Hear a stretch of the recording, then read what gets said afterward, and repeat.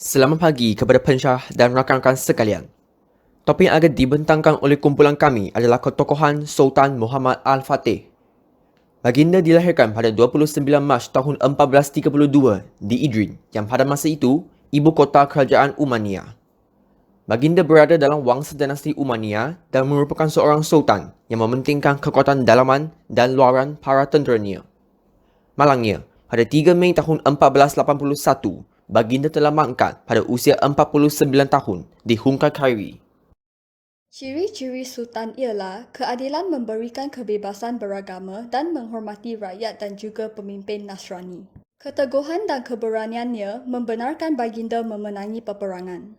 Baginda mempunyai semangat kepimpinan dengan melibatkan diri dalam 25 kempen peperangan dan dikenali sebagai pemimpin yang agung. Baginda juga merendahkan diri dengan mengangkat pasir semasa membina benteng Rumeli Hisari.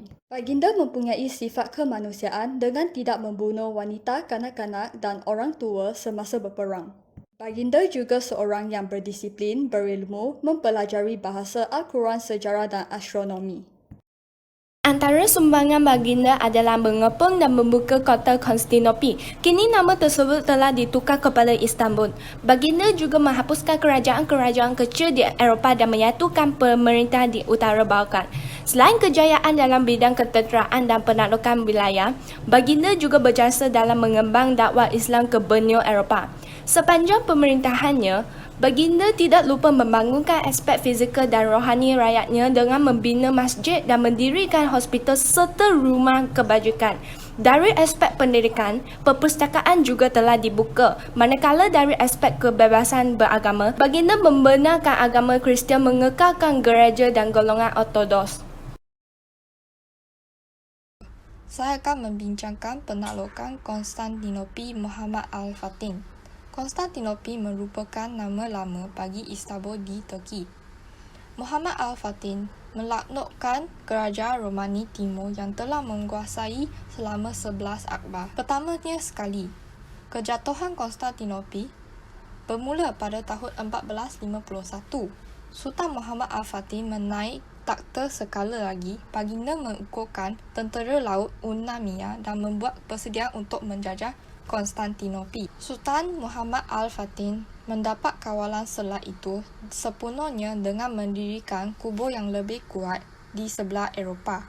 Seterusnya, pada tahun 1453, pengempungan Konstantinopel dimula dengan bilangan tentera antara 80,000 dan 200,000 dengan sebuah kereta artileri, lebih dari 70 keping bidang besar dan 320 angkatan laut. Tembok kota telah menghalang tentera Sultan Muhammad Al-Fatih, walaupun tenteranya menggunakan pengeboman baru yang direka oleh Oman. Pada masa yang sama, baginda mengerahkan kapal perangannya ke Golden Horn. Pada 29 Mei, Sultan Muhammad Al-Fatih telah berjaya menaklukkan kota Konstantinopel selepas melancarkan serangan berterusan yang mengambil masa 57 hari. Selepas itu, baginda telah memindahkan ibu kota Umayyah ke Konstantinopel. Selepas penaklukan Konstantinopel, baginda diberikan nama giliran Kaiser Empire Rome. Penaklukan Konstantinopel membawakan sumbangan yang besar kepada negara tersebut. Penaklukan Serbia oleh Sultan Muhammad Al-Fatih. Pada tahun 1454, tentera Umayyah meninggalkan kawasan Edirne dan menuju ke Serbia. Sementara Ruvu dikepung kerana merupakan pusat pelaburan logam Serbia yang paling penting. Pada tahun 1456, tentera Umayyah gagal menakluki kota di bawah pengepungan Belgrade. Empire Umayyah akhirnya secara rasmi menakluk tanahnya setelah berlaku perselisihan di antara janda dan 3 anak lelaki yang masih tinggal. Lazarus yang termuda meracuni ibunya dan memisahkan saudara-saudaranya, tetapi tidak lama kemudian dia meninggal. Pada tahun 1459 Mac, kekacauan yang berterusan menyebabkan Stefan Brankovic memperoleh takhta, tetapi tidak lama kemudian digulingkan. Takhta Serbia ditawarkan kepada Stefan Tomašević sebagai Raja Bosnia dan ini telah menyebabkan kemukaan Sultan Muhammad Al-Fatih.